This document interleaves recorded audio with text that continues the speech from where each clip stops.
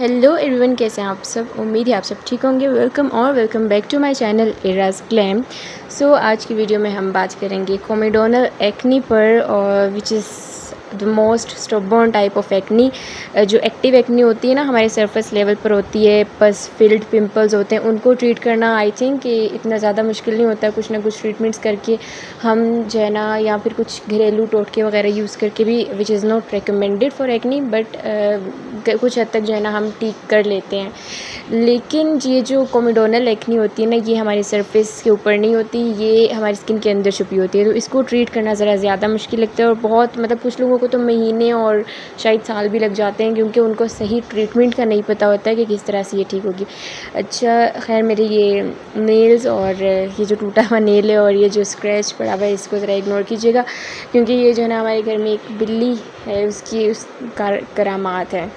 खैर, बात करते हैं कोमिडोनल एक्नी क्या होती है। तो ये सब चीज़ें जो है ना हम डिटेल में सीखेंगे, लेकिन उससे पहले मेरी आपसे रिक्वेस्ट है कि मेरे चैनल को कर दीजिए सब्सक्राइब और बेल आइकन को प्रेस कर दीजिए, ताकि आने वाली वीडियोस का नोटिफिकेशन आपको मिलता रहे। So let's get into it. सबसे पहले बात करते हैं कि कोमिडोनल एक्नी होती क्यों है, मतलब होती क्या है और क्यों कॉज होती है, किस तरह की, किस टाइप की होती है, और इसको ट्रीट कैसे करना है, ये सब चीज़ें अभी हम देखेंगे।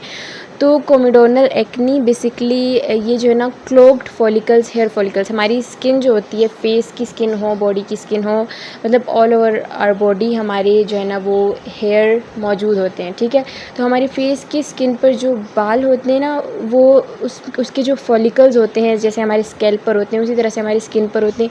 उस फॉलिकल्स के अंदर जब वेट अ सेकेंड, मैं आपको वो प्रोडक्ट दिखा दूँ जिसके बारे में, जो बेसिकली है, जिस ट्रीटमेंट के बारे में आपको बताने वाली हूँ। तो ये वो प्रोडक्ट है, लेकिन अब इसको बाद में डिस्कस करेंगे। अच्छा, तो कोमिडोन्स के बारे में हम बात कर रहे थे। ये बेसिकली क्लोग्ड फॉलिकल्स होते हैं हमारी स्किन पर जो मौजूद होते हैं, डर्ट या एक्सेस ऑफ सीबम प्रोडक्शन की वजह से। यहाँ पे जो है ना, जो डेड स्किन लेयर्स अगर एक जगह पर उन फॉलिकल्स में आकर जमा हो जाती है, तो उसकी वजह से जो है ना वो कोमिडोन्स की फॉर्म में हमारी स्किन पर जो है ना आ जाते हैं।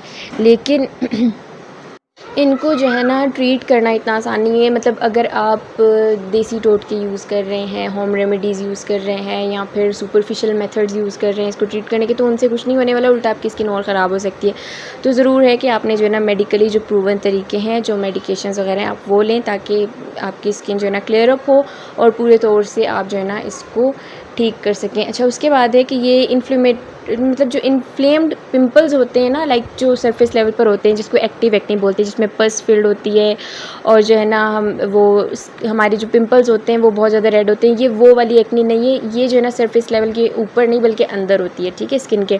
अच्छा, उसके बाद देखते हैं इसकी दो टाइप्स की होती हैं, दोनों का आपको पता होगा। एक होते हैं क्लोज्ड कोमिडोन्स, एक होते हैं ओपन कोमिडोन्स। कंफ्यूज नहीं होना इसमें, ये क्या होते हैं। क्लोज कोमिडोन्स बेसिकली हम वाइट हेड्स को बोलते हैं, ठीक है, और जो ओपन कोमिडोन्स होते हैं वो ब्लैक हेड्स को। वाइट हेड्स को जो होते हैं हमारी स्किन के कलर की, हमें यहाँ वाइट कलर के दिख रहे होते हैं, और जो ब्लैक हेड्स होते हैं उनको जो मतलब वो ऊपर से आप देखते हैं ना, तो ब्लैक हेड्स ब्लैक कलर के होते हैं।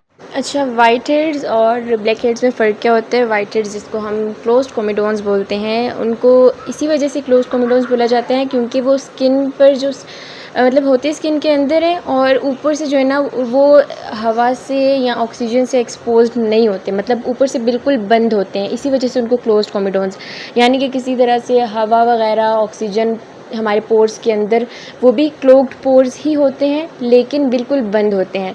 उसके बाद जो ब्लैक हेड्स होते हैं, या जिनको ओपन कोमिडोन्स बोला जाता है, उनको ओपन कोमिडोन्स इसीलिए बोला जाता है क्योंकि वो जो है वो एयर यानी हवा या फिर ऑक्सीजन से एक्सपोज्ड होते वो भी क्लोग्ड पोर्स ही होते हैं, यानी कि हमारे पोर्स क्लोग हुए होते हैं सीबम की वजह से, डर्ट की वजह से, बैक्टीरिया की वजह से, लेकिन सरफेस लेवल पर वो मतलब ओपन होते हैं। ये कह लें कि एक्सपोज टू ऑक्सीजन होते हैं, उसमें ऑक्सीजन वगैरह, इसी वजह से उनका जो कलर है वो ऑक्सीडाइज हो जाता है। वो डर्ट की वजह से नहीं होता, वो ऑक्सीजन की वजह से ऑक्सीडाइज होने के बाद ब्लैक शो होने लगते हैं। लेकिन समवट ये दोनों जो है ना वो सेम ही होते हैं, ठीक है। अब इनको ट्रीट करने का मतलब एक ही जो ट्रीटमेंट है वो इन दोनों इश्यूज़ को, close comedones, open comedones, blackheads, whiteheads को ट्रीट कर सकते हैं वो। अच्छा, उसके बाद कॉजेज़ भी इनकी सेम होती हैं। सबसे पहली जो मेन कॉज होती है वो एक्सेस ऑयल या फिर सीबम प्रोडक्शन जो होता है, मतलब जिनकी स्किन पर, स्पेशली जिनकी ऑयली स्किन होती है ना, उनको ज़्यादा ये कोमिडोनल एक्नी का इशू फेस करना पड़ता है। जिनकी स्किन ऑयली होती है उनको, क्योंकि ज़्यादा स्किन पर ऑयल आ रहा होता है, सीबम प्रोडक्शन ज़्यादा होती है, तो इस वजह से जो है ना उनको ये क्लोग्ड पोर्स होने के चांसेस ज़्यादा होते हैं। उसके बाद दूसरा रीज़न है कि डेड स्किन सेल्स जब जमा हो जाते हैं एक जगह पर, आपके पोर्स में क्लोग्ड हो जाते हैं डेड स्किन सेल्स। उसके बाद तीसरा रीज़न है कोमेडोजेनिक प्रोडक्ट्स यूज़ करना। वो स्किन केयर भी हो सकती है आपकी, और इसके अलावा आपके मेकअप प्रोडक्ट्स भी। तो ख़ास ख्याल रखें कि आपका जो मेकअप यूज़ करें वो नॉन कोमेडोजेनिक है, यानी कि आपके पोर्स को क्लोग नहीं करेगा। उसके अलावा कुछ ऐसी प्रोडक्ट्स है, लाइक कुछ लोग कोकोनट ऑयल वगैरह यूज़ करते हैं तो वो भी कोमेडोजेनिक होता है। उसके बाद कुछ लोगों के मतलब हार्मोनल एक्नी जिनको होती है, तो वो हार्मोन्स वगैरह डिस्टर्ब होने की वजह से भी ये ब्लैक हेड्स और वाइट हेड्स का इशू फेस करना पड़ता है। अच्छा, एक और बहुत ही कॉमन रीज़न है, वो है नॉट प्रॉपर क्लेंजिंग। मतलब अगर आप फेस सही तरीके से वॉश नहीं कर रहे ना, स्पेशली लड़के ऐसा करते हैं, मतलब जल्दी जल्दी मुँह धोया और काम तमाम, तो उस कंडीशन में भी आपको कोमेडोन्स होने का क्या कहना चाहिए, अंदेशा हो सकता है। मतलब चांसेस हैं कि आपको क्लोज कोमेडोन्स हो सकते हैं। क्यों? क्योंकि फिर डर्ट अगर आपके पोर्स में एक्यूमुलेट होती रहेगी तो डेफिनेटली फिर आपको कोमेडोन्स का इशू से फेस करना पड़ेगा। तो इसलिए आपने जो है ना एटलीस्ट 30 से 50 सेकेंड्स अपने फेस को दें वाइल वॉशिंग योर फेस, ठीक है। तो फिर जो है ना आपके जो ये कोमेडोनल एक्ने होने के चांसेस थोड़े से कम हो जाते हैं। तो फेस की प्रॉपर क्लेंजिंग आपने करनी है। अच्छा, अब ये दिखते कैसे हैं, let me show you this.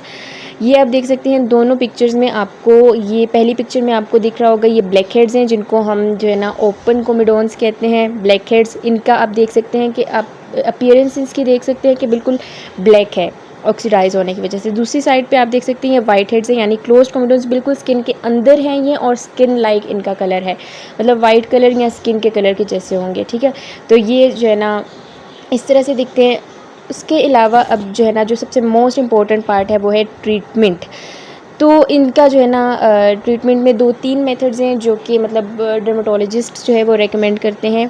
सबसे पहले है salicylic acid. Salicylic acid basically एक केमिकल एक्सफोलिएंट के तौर पे काम करता है, जो कि आपकी स्किन को जो है ना अंदर से क्लियर करता है। मतलब आपके जो पोर्स हैं, पोर्स के अंदर जितना भी गंग और डर्ट, ऑयल वगैरह, एक्सेस ऑयल जितना भी है, वो सारा उसको जो है ना निकालता है। अच्छा, उसके बाद है दूसरा सोल्यूशन हमारे पास है रेटिनॉइड्स। रेटिनॉइड्स के बहुत सारे फंक्शंस हैं, जिसमें से एक है कि आपकी कोमेडोनल एक्ने को ट्रीट करता है।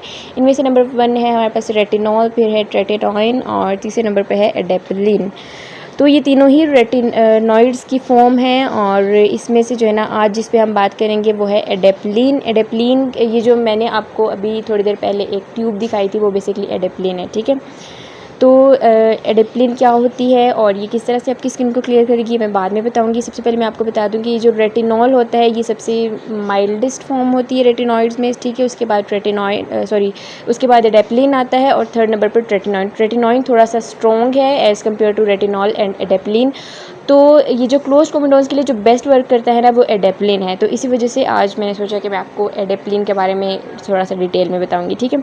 उसके बाद है थर्ड जो है वो फिजिकल स्क्रब्स भी हो सकती हैं। बहुत सारे लोग जो है ना फेस पर स्क्रब्स वगैरह यूज़ करते हैं, उससे भी कुछ हद तक एक्सफोलिएशन होती है।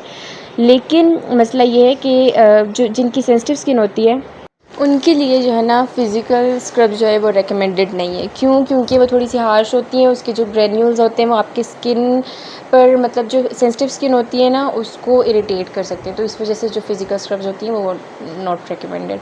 अच्छा, उसके बाद जो है ना ये जो आज का हमारा जो ट्रीटमेंट है, मतलब जो एडेप्लिन के बारे में हम बात करने वाले हैं, ये बेसिकली इस ट्यूब का नाम है क्लियर। और यहाँ पर आप देख सकते हैं कि इसमें जो है ना खैर वॉइस ओवर भाग रहा है मेरा और मैं इतनी पीछे हूँ वीडियो में। खैर आप ये देख सकते हैं कि ये जो है ना ट्यूब का नाम क्लियर है, और ये अपनी एक्नी को क्लियर करने में काफ़ी ज़्यादा हेल्पफुल होगी। बेसिकली जो है ना ये एडेप्लिन बेस्ड क्रीम है, और ये एडेप्लिन जो है ना जो रेटिनॉइड की 0.1% जो होती है ना, वो उसको हम लोग कहते हैं एडेप्लिन। एडेप्लिन जो है ना आपकी जो कोमेडोनल एक्नी है उसको ट्रीट करने के लिए काफ़ी ज़्यादा हेल्पफुल होती है। एज इट इज़ मैंशनड, यहाँ पर लिखा हुआ है कि ये जो है ना एक्नी के ट्रीटमेंट के लिए होती है, और ख़ासतौर पर जिनकी स्किन थोड़ी सी सेंसिटिव होती है उनके लिए इट इज़ बेस्ट। अच्छा, ये इसकी प्राइस देख सकते हैं, यहाँ पर 270 रुपीज़ इसकी प्राइस है, और इसकी जितनी आपने अमाउंट लगानी होती है ना, मतलब फेस पर, उस हिसाब से 275 रुपीज़ में इट इज़ वेरी अफोर्डेबल। मतलब ये बहुत ही ज़्यादा रीज़नेबल इसकी प्राइस है। ये कोई आपकी मतलब 2 से 3 महीने तो बहुत ही आराम से चलेगी, ठीक है।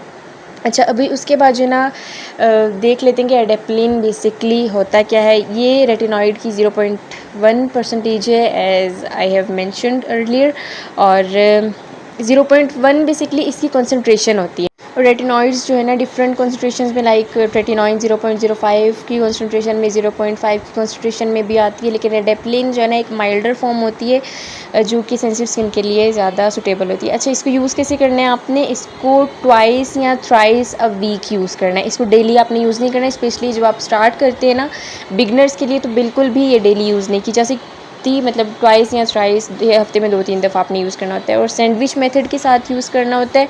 सैंडविच मेथड क्या होता है? इसमें बेसिकली हम जो है ना मॉइस्चराइज़र को पहले लगाते हैं।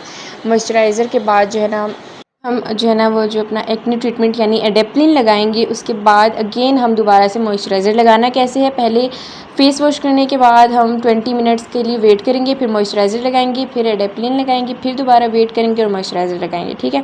अच्छा, इनिशियल फेज़ में पर्जिंग होगी। पर्जिंग बेसिकली क्या होती है? आपकी स्किन जो है ना इनिशियली जब एडजस्ट कर रही होती है एक ट्रीटमेंट के साथ, तो 2 to 4 वीक्स तक जो है ना आपकी स्किन ड्राई आउट हो सकती है। आपकी स्किन पर जो है ना ब्रेकआउट्स वगैरह हो सकते हैं। वो साइन है कि जो ट्रीटमेंट आप यूज़ कर रहे हैं वो वर्क कर रहा है। होता क्या है कि आपकी स्किन का जो सेल टर्नओवर रेट होता है वो इंक्रीज़ होता है। उसकी वजह से जो है ना आपकी स्किन थोड़ी सी ड्राई भी हो सकती है। और उसके अलावा ब्रेकआउट जो अंदर छुपे हुए ब्रेकआउट्स, लाइक ये जो कोमिडोन्स हैं, ये सरफेस लेवल पर आ जाएंगे। इसी वजह से आपको लग रहा होता है कि पता नहीं हम ये जो रेटिनॉइड यूज़ कर रहे हैं इसको यूज़ करने की वजह से एक्नी हो रही है हमारी, लेकिन ये जो है ना बेसिकली साइन होता है कि आपका जो ट्रीटमेंट है वो वर्क कर रहा है। तो सेल टर्नओवर की वजह से जो है ना ये जो एक्नी है या जो कोमिडोन्स हैं वो सरफेस लेवल पर आ जाते हैं, और उसके बाद आहिस्ता आहिस्ता ये ड्राई आउट होकर ख़त्म हो जाते हैं, ठीक है। तो इस तरह से ये वर्क करता है। इस चीज़ का आपने ख्याल रखना है कि इसका सिर्फ पी साइज़ अमाउंट लेना है, यानी मटर के दाने जितना यूज़ करना है। इसको आपने जो है ना बहुत ज़्यादा क्वांटिटी में मॉइस्चराइज़र जितना आप यूज़ करते हैं उतना नहीं लेना, बिल्कुल पी साइज़ यानी मटर के दाने जितना। मैं वीडियो में नहीं दिखा सकी, मुझे याद नहीं रहा था, लेकिन आपने जो है ना बिल्कुल स्मॉल अमाउंट में जो है ना आपने इसको लगाना है पूरे फेस पर, और वो पूरे फेस के लिए इनफ होता है। अच्छा, इसका रिज़ल्ट आपने कब तक, मतलब कितने वीक्स में एक्सपेक्ट करने हैं? 4 से 8 वीक्स में जो है ना आपको इसके रिज़ल्ट्स मिलेंगे। मतलब 2 to 4 वीक्स तक पर्जिंग का फेज़ होगा। उसके बाद 4 to 8 वीक्स के दौरान जो है ना आप इसके रिज़ल्ट्स देखना शुरू कर देंगे। लेकिन मेक श्योर कि आप जो है ना पेशेंस रखें और कंसिस्टेंट रहें, फिर ही जो है ना आपको रिज़ल्ट मिलेंगे। अगर बीच में छोड़ देंगे तो फिर आपको आपके जो डिज़ायर्ड रिज़ल्ट्स हैं वो नहीं मिलेंगे। अच्छा, उसके अलावा अगर इस क्रीम की बात की जाए तो ये जो है ना डर्मेटोलॉजिस्ट रेकमेंड करते हैं। ये मेरे भाई को थोड़ा सा एक्ने का इशू है, तो वो उसने जो है ना डर्मेटोलॉजिस्ट से जाकर कंसल्ट किया, तो उन्होंने ये रेकमेंड की थी, और उसके बाद जो है ना आई डिड माई रिसर्च और मैं आपको ये रेकमेंड कर रही हूँ। तो this is a good treatment for your acne, और आप जो है ना ज़रूर इसको ट्राई कर सकते हैं। आई होप मैंने सारी चीज़ें क्लियर कर दी। अगर कुछ भी रह गया हो या आपको कुछ ना समझ आया हो तो आप जो है ना कमेंट बॉक्स में ज़रूर पूछ सकते हैं, और अगर किसी और चीज़ का रिव्यू आपको चाहिए हो तो ज़रूर जो है ना आप वो कमेंट बॉक्स में बता सकते हैं। ओवरऑल एक्ने के लिए एडेप्लिन मेरी तरफ से टोटली रिकमेंडेड है, और हम जो है बहुत सारे महंगे ट्रीटमेंट्स पर जो है बहुत ज़्यादा इन्वेस्ट कर देते हैं, लेकिन अगेन हमें वो डिज़ायर्ड रिज़ल्ट्स नहीं मिलते हैं। तो मेरी रिकमेंडेशन पर एक दफ़ा आप इसको ज़रूर ट्राई करके देखिए, लेकिन वही बात है कि आपने 2 से 8 वीक्स तक जो है ना ज़रूर पेशेंस रखना है। उसके बाद आपको जो है ना रिज़ल्ट्स मिलना शुरू, आपकी स्किन क्लियर होना शुरू हो जाएगी। सो आई होप आपको वीडियो अच्छी लगी होगी। लाइक शेयर एंड सब्सक्राइब करना मत भूलिएगा। मिलते हैं नेक्स्ट वीडियो में, तब तक के लिए बाय बाय।